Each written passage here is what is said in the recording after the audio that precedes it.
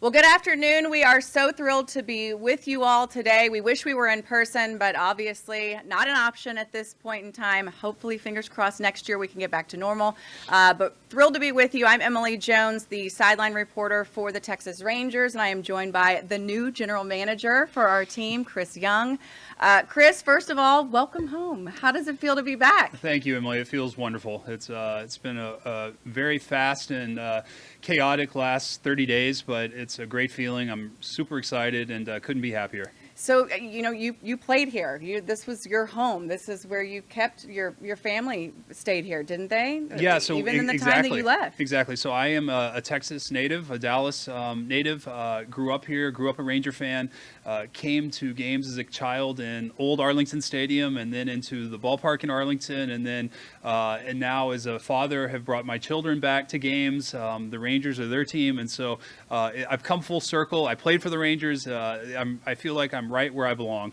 Yeah, and it's crazy to think about, and I asked you this question in your introductory press conference, that, you've always been a very contemplative, from what I know of you, individual. And so I always wondered if there was times in that, sitting in that clubhouse, that Rangers clubhouse, if you ever had that thought, man, if I were the GM of this team, this is what I would do. And now you have the opportunity to do it. Look, I think every player at times has thoughts that if I were the GM, this is how I would do it. So I certainly know that, and I'm certain that our players will have that thought as well with some of the decisions that I make. But that said, this is probably beyond a dream come true. I recognize how special these opportunities are, these jobs are.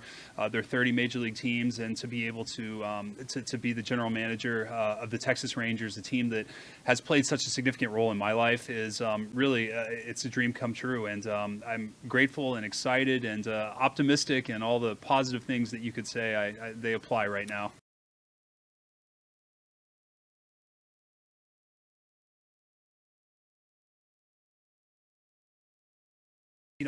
Building a championship team is a puzzle, and it's choosing the right pieces and putting them in play and putting them in positions to be successful. And I think that's from the places that I have seen in the industry and in the sports world, I think that's what the best coaches, the best organizations do.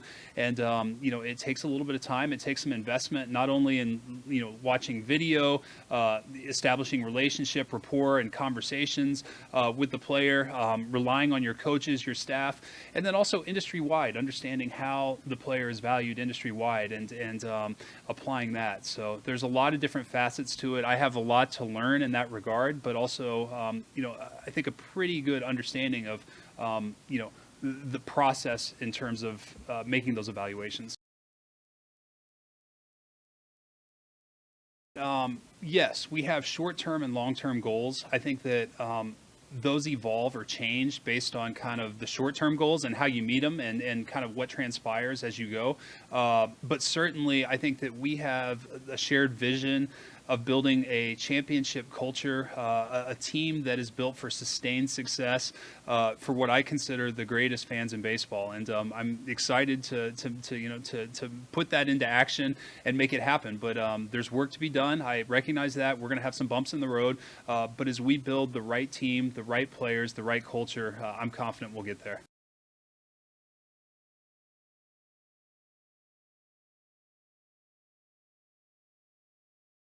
Really, it's a dream come true, and I'm grateful and excited and optimistic, and all the positive things that you could say they apply right now. Well, I cannot wait to get going. I hope that we return to normalcy and the fans can get back in this ballpark as soon as possible. But until then, keep up the good work and welcome home. We appreciate you. Thank you, Emily. Thanks, you guys, for having us, and have a wonderful afternoon. Go Rangers.